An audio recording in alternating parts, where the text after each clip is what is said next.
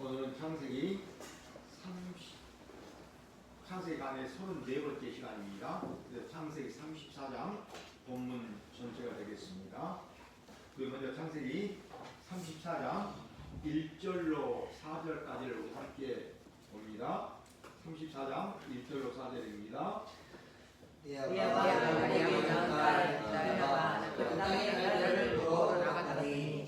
이 족속 중 하몰의 아들 그 땅의 주장 세겜이 그를 보고 끌어들여 강간하여 욕되게 하고 그 마음이 깊이 야곱의 딸 디나에게 연연하며 그 소년을 사랑하여 그의 마음을 말로 유혹하고 그의 아버지 하나님께 정하여 이르되 이 소년을 내 아내로 얻게 하여 주소서 하였다.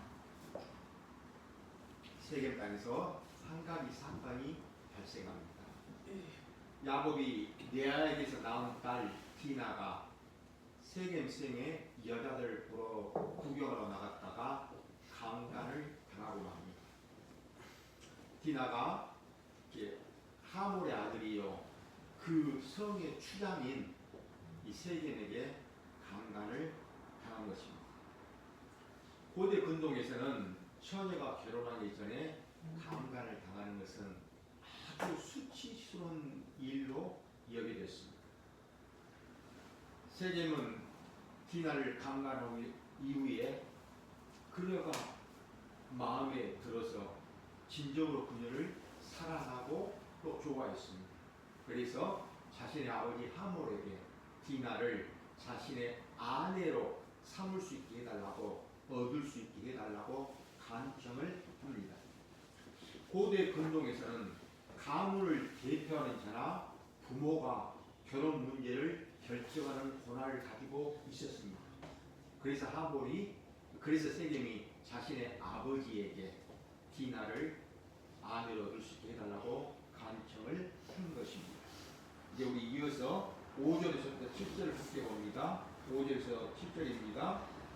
야곱의 딸 그가 들었다 뱀을 들었으나 자기의 아들들이 들에서 추악함으로 그들이 돌아오기까지 잠잠하였고 세겜의 아버지 하몰은 야곱에게 말하러 왔으며 야곱의 아들들은 들에서 이를 듣고 돌아와서 그들 모두가 근심하고 심히 노하였으니 이는 세겜이 야곱의 딸을 강간하여 이스라엘에게 부끄러운 일 곧 행하지 못할 일을 행하였습니다. 야곱의 딸 디나가 세겜에게 강간당했다는 이 사실을 야곱도 알고 있었지만은 그들의 아들들이 전부 밖으로 나가서 짐승을 돌보는 목축을 하고 있었기 때문에 그들이 돌아오기까지 조용히 잠잠히 있었습니다.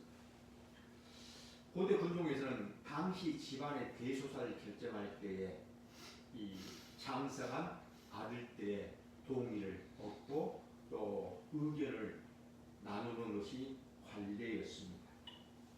또한 고대 유목민들은 부모와 처자들이 머무르는 중앙의 천막, 장막을 중심으로 자녀들이 동서남북으로 퍼져서 나가서 목축을 했기 때문에 아들들이 다 돌아오는 데는 아마 상당한 시간이 걸렸을 것입니다.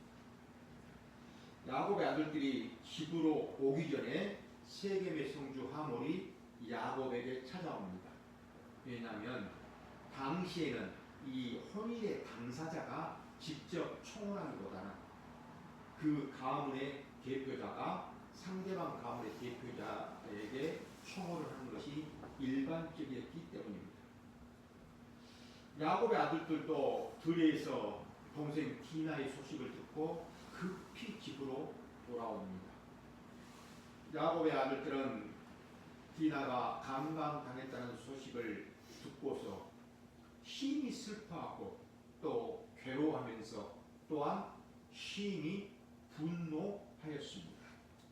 그런데 실제로 아주 특별한 단어가 사용되고 또 나타납니다. 우리 7절만 다시 한번 봅니다. 야곱의 아들들은 들에서 이를 듣고 돌아와서 그들 모두가 근심하고 심히 노하였으니 이는 세겜이 야곱의 딸을 강간하여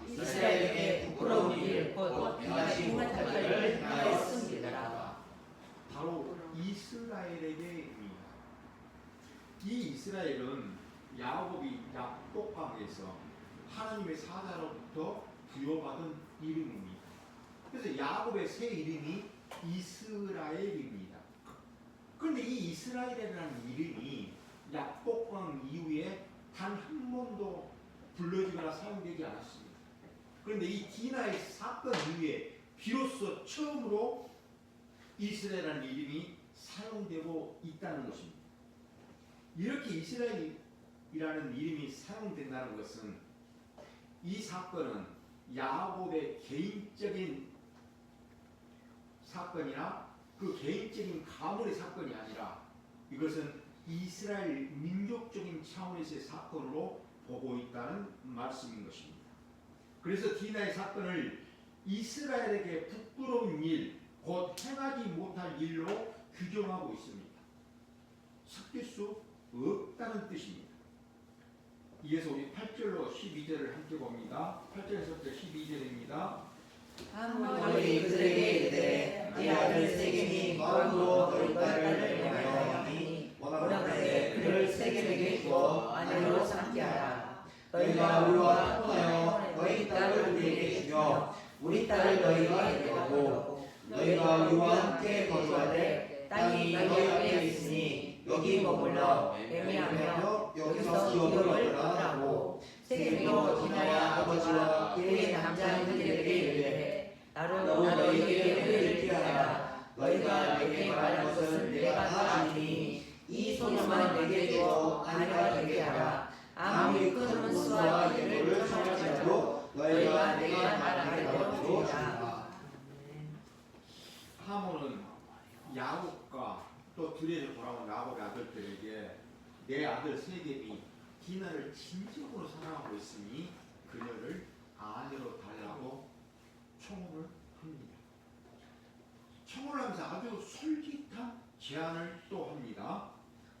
하모는 디나를 세겜의 아내로 준다면 너희들이 우리와 통혼을 하며 또 매매를 할 수 있고 여기서 기업을 얻으며 살 수 있도록 보장해 주겠다라고 말을 합니다.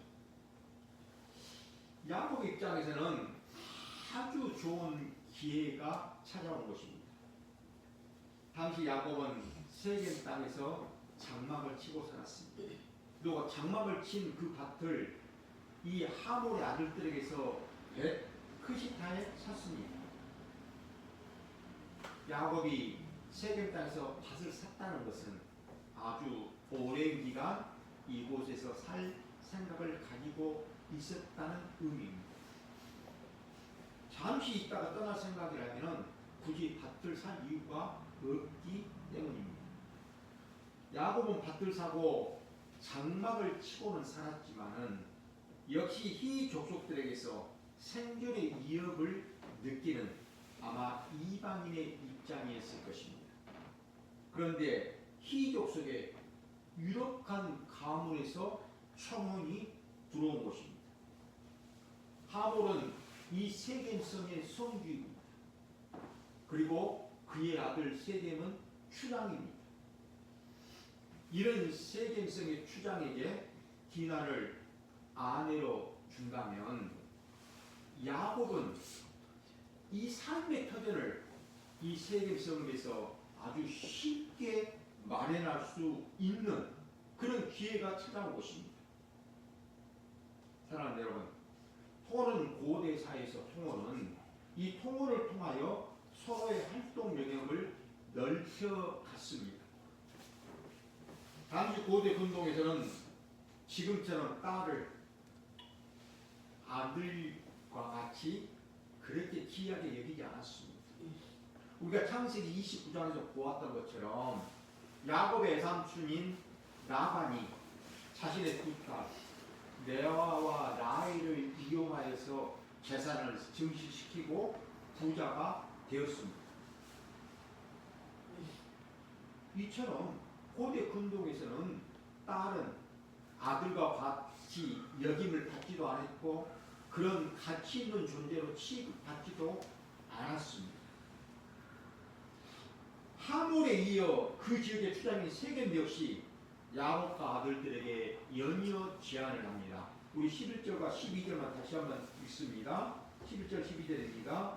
세겜도 아비아와 그의 남자들에게 이르되 나로 너희에게 은혜를 입게 하라. 너희가 내게 말한 것은 내가 다 주리니 이 소녀만 내게 주어 아내가 되게 하라. 아무리 큰 혼수와 예물을 청할지라도 너희가 내게 말한 대로 주리라. 나로 너희에게 은혜를 입게 하라는 것은 부드러운 눈으로 긍휼과 사랑의 눈으로 나를 좀 보아달라는 그런 간절한 요청입니다. 그리고 아무리 큰 혼수와 예물을 너희들이 청구한다 할지라도 내가 무엇이든 다 들어주겠다라고 말합니다. 이것 역시 유혹받을 만한 엄청난 제안입니다. 당시 고대 농경사회나 유목사회에서는 사람의 힘으로, 사람의 숫자로 일을 하던 시대였습니다. 이런 가운데 딸을 시집 보낸다는 것은 결국 노동력의 이 손실을 입는다는 의미가 됩니다. 그래서 신랑 측에서 신부 측에게 신부의 몸값을 지불하는 것이 관례였습니다. 이 몸값을 혼수라고 표현하는 것입니다. 그리고 예물은 상대방의 호의를 얻기 하여 주는 선물을 말합니다. 혼수와 예물, 너희들이 청구하는 대로 다 주겠다라는 것입니다. 13절로 17절입니다. 13절에서 17절을 또 함께 봅니다. 야곱의 아들들이 세겜과 그의 아버지 하물에게 쫓겨 대답하였으니 이는 세겜이 그 누이 디나를 더럽혔습니다. 야곱의 아들들이 그들에게 말하되 우리는 그리하지 못하겠노라. 할례 받지 아니한 사람에게 우리 누이를 줄 수 없노니 이는 우리의 수치가 됩니다. 그런즉 이같이 하며 너희에게 허락하리라. 만일 너희 동창자가 다 할례를 받고 우리가 되면 우리 딸을 너희에게 주며 너희 딸을 우리가 되며 너희와 함께 거주하여 한 민족이 되리라. 너희가 만일 우리 말을 듣지 아니하고 할례를 받지 아니하면 우리는 곧 우리 딸을 데리고 가리라. 하물과 세겜의 청혼을 받은 야곱의 아들들은 이 제안을 거절을 합니다. 거절한 이유가 할례를 받지 않는 사람에게 자신의 동생을 줄 수 없다는 것입니다. 그리고 조건을 답니다. 만약 세겜성의 모든 남자들이 자신들처럼 할례를 받는다면 디나를 세겜에게 아내로 줄 것이고 또 세겜에 있는 여자들을 자신들이 아내로 데려와 서로 통혼을 할 것이고 그러므로 말미암아 한 민족이 될 것이라고 말합니다. 그러나 할례를 받지 않는다면 디나를 데리고 지금 당장 떠나겠다라고 강경하게 말합니다. 야곱의 아들들이 하는 말은 거짓말입니다. 동생 디나에 대한 복수를 하고자 계략을 꾸민 것입니다. 당시에는 할례를 행하면 그 상처가 나올 때까지 기다려야만 합니다. 지금처럼 주사를 맞거나 약을 먹을 수 있는 그런 환경이 아니었습니다. 그래서 할례를 받으면 상처가 나올 때까지 약 7일간 아무것도 하지 않고 누워서 쉬어야 합니다. 야곱의 아들들은 바로 이때를 이용하여 세겜성의 모든 남자들을 죽이겠다라고 계략을 꾸민 것입니다. 18절로 24절입니다. 우리 이어서 18절에서 24절을 봅니다. 그들의 말을 하물과 그의 아들 세겜이 좋게 여기므로 이 소년이 그 일 행하기를 지체하지 아니하였으니 그가 야곱의 딸을 사랑하며 그는 그의 아버지 집에서 가장 존귀하였더라.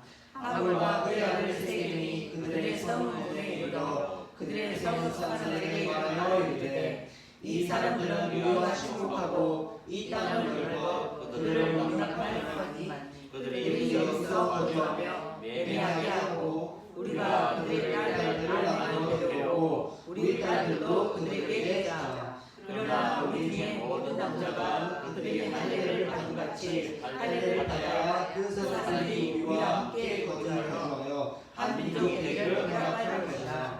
그러면 그들의 가축과 재산과 그들의 모든 짐승이 우리의 소유가 되지 않겠느냐. 다만 그들의 말도 하자. 그러면 그들이 우리와 함께 거주하리라. 성문으로 출입하는 모든 자가 함과 그의 아들 세겜의 말을 듣고 성문으로 출입하는 그 모든 남자가 할례를 받으리라. 야곱의 아들들의 이 할례 제안을 하몰과 그의 아들 세겜이 아주 좋게 여깁니다. 19절에서 이 소년은 세겜을 가리키는 표현입니다. 이 소년이라고 한 것은 장성한 남자임을 드러내는 표현입니다. 그리고 이 소년인 세겜이 그의 아버지 집에서 가장 존귀하였더라라는 것은 세겜성의 남자들을 설득할 수 있을 만큼 할례를 모두 받다라고 설득할 수 있을 만큼 아주 높은 신분의 사람이었음을 지금 설명하는 내용입니다. 또한 추장으로서 존경받는 이치였다는 것을 설명하고 있습니다. 하몰과 그의 아들 세겜은 성문에서 세겜성에 있는 모든 남자들에게 할례를 받자라고 말합니다. 고대사에서 성문은 재판을 하는 장소요, 또 중요한 일을 공포하는 그런 장소였습니다. 그러기에 그들이 성문으로 가서 이 중요한 내용을 공포한 것입니다. 하몰과 세겜 부자가 주민들을 설득하는 내용이 무엇입니까? 야곱의 가족들과 통혼을 할 경우 야곱의 가족과 재산이 모두 우리의 것이 될 수 있으니 우리가 할례를 받자라고 설득합니다. 여러분, 고대 사회에서는 인구에 비해 땅이 더 넓었습니다. 그래서 땅의 가치보다는 짐승이나 금, 은의 가치가 더 컸습니다. 쉽게 말하면 부동산보다는 동산의 가치가 더 컸습니다. 하몰과 세겜의 이 성읍 사람들을 하몰과 세겜이 이 성읍 사람들을 이 설득하는 내용을 보면 세겜이 디나를 이 사람하고 결혼을 하는 내용이 순수한 사랑만은 아님을 알 수 있습니다. 왜 그렇습니까? 야곱의 재산을 빼앗는 의도도 분명히 있었음을 알 수 있습니다. 하몰과 세겜은 성읍으로 출입하는 모든 남자들에게 할례를 받게 합니다. 여기서 성읍으로 출입하는 모든 남자는 싸움에 나갈 수 있는 성인 남자들을 말합니다. 이러한 자들이 모두 할례를 받은 것입니다. 하몰과 세겜이 야곱의 아들들에게 속은 것입니다. 25절에서부터 31절입니다. 25절에서 31절을 우리 함께 봅니다.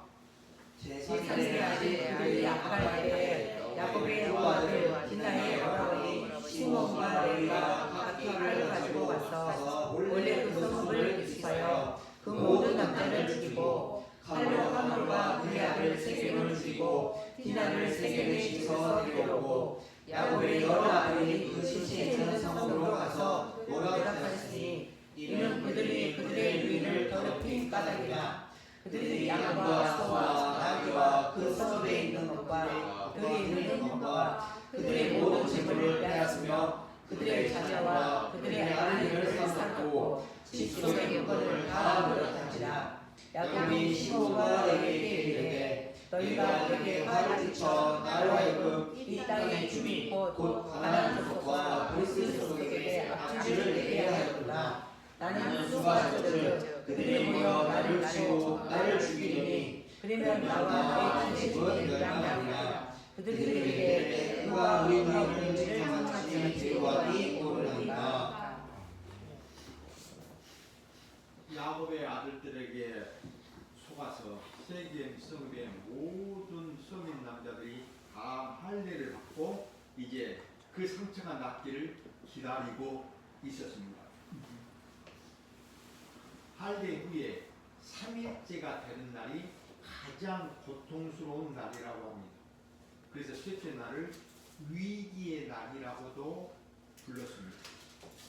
그만큼 3일째 되는 날에는 이 염증과 고열로 말미암아 가장 고통스럽고 또 거동이 불편한 때였다라고 말합니다.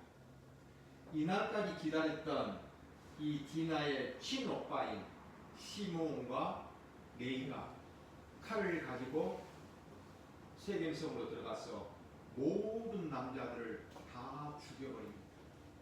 그리고 성주인 하물과 그의 아들 세겜을 칼로 죽이고 세겜의 집에 있던 동생 디나를 데리고 집으로 돌아옵니다. 시몬과 레이가 세겜성의 모든 남자들을 죽인 이후에 야곱의 아들들은 시체들이 널려있는 세겜성으로 들어가서 약탈을 시작합니다. 세겜성 안에 있는 모든 양과 소와 또 나귀들과 들에 있는 모든 짐승들과 모든 재물들을 다 빼앗아 옵니다. 심지어 어린 자녀들과 아내들까지 끌고 왔습니다. 야곱의 아들들은 이러한 약탈과 살인을 디나에 대한 정당한 복수라고 생각하였습니다. 야곱의 아들들의 이 살인과 약탈로 말미암아 야곱은 염려와 근심과 또 두려움에 휩싸였습니다. 왜냐하면 가나안 족속과 브리스 족속은 이 히 족속과 아주 가까운 족속들입니다.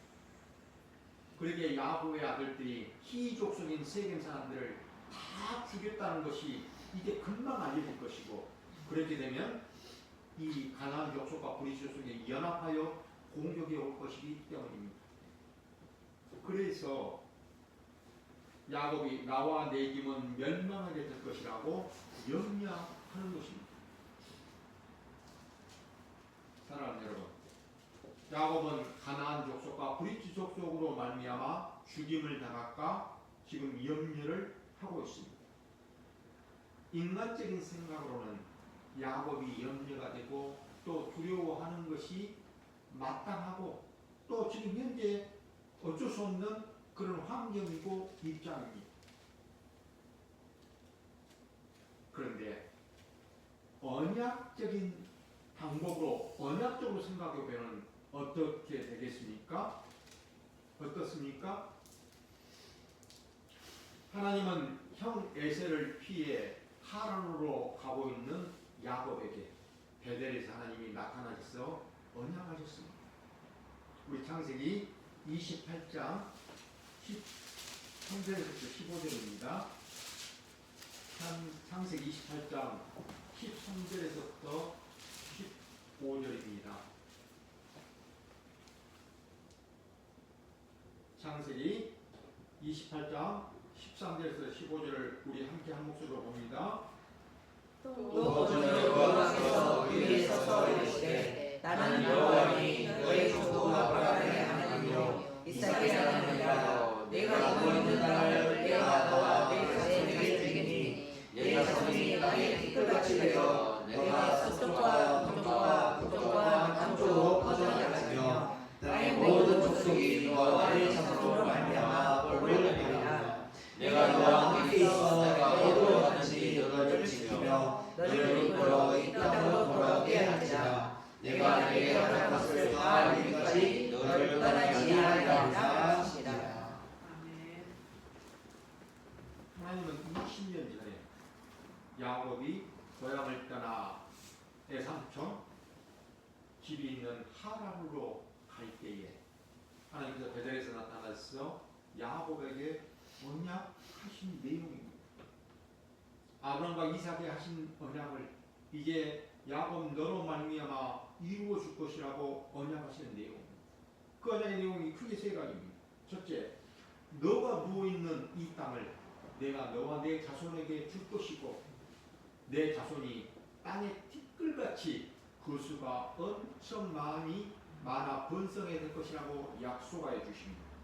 둘째, 땅의 모든 족속이 너와 내 자손으로 말미암아 복을 받게 될 것이라고 약속하여 주십니다.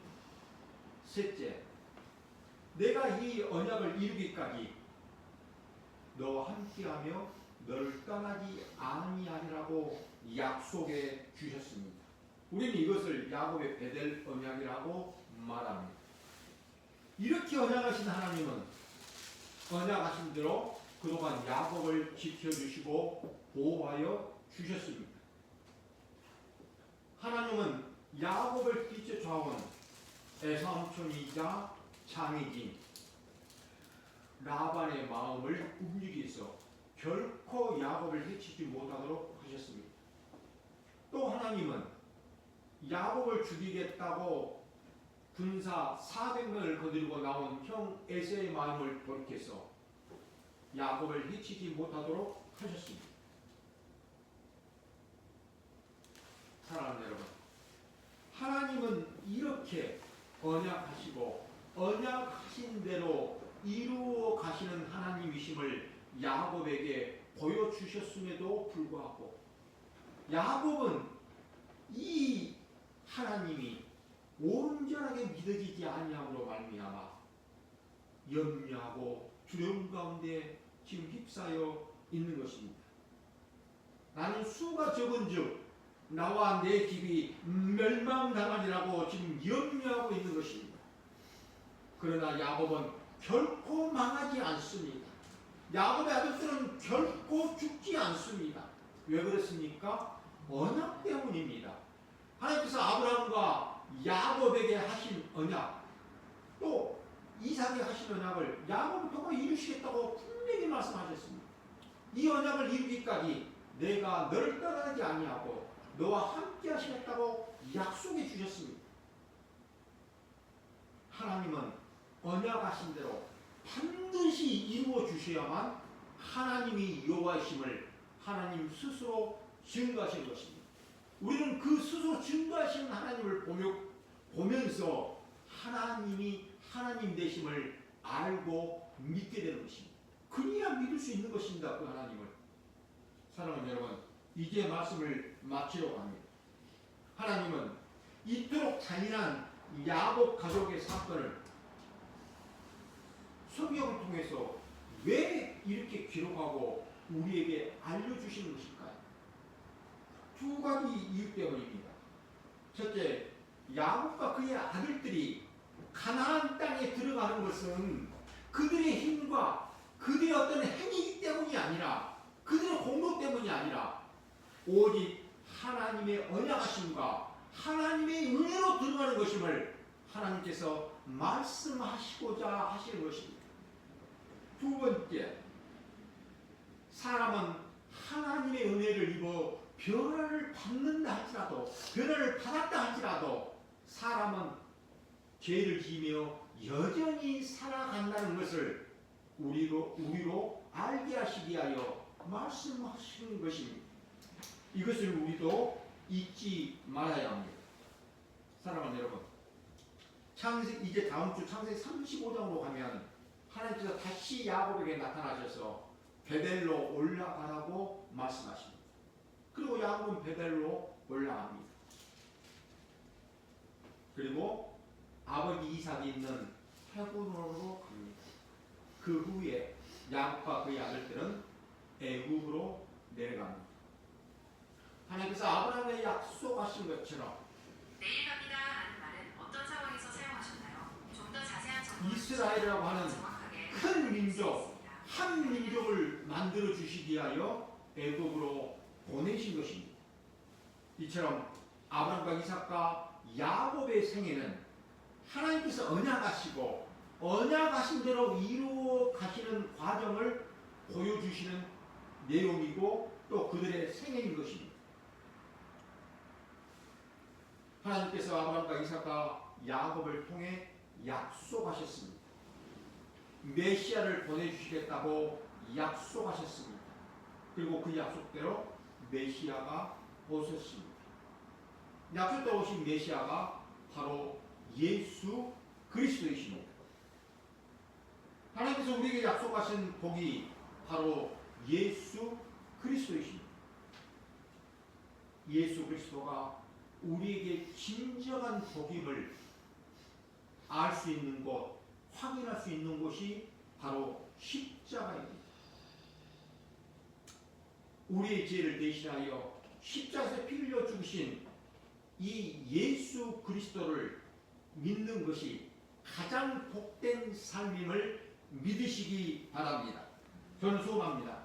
오늘 여기 계신 모든 분들이 이 예수 그리스도를 믿는 믿음으로 말미암아 하나님의 자녀가 되는 이 복을 모두 다 받아 누리게 되시기를 우리 주님의 이름으로 축원드립니다. 아멘. 하나님 아버지, 성도가 이 세상과 다르게 사는 것은 예수님 안에 있는 것을 가장 복으로 알고 믿고 사는 삶입니다. 이렇게 예수 그리스도 안에서 당당하게 살아가는 한 해가 될 수 있도록 저희들이 은혜를 더하여 주시옵소서. 아멘. 우리 주 예수 그리스도의 이름으로 기도드리옵나이다. 아멘. 아멘.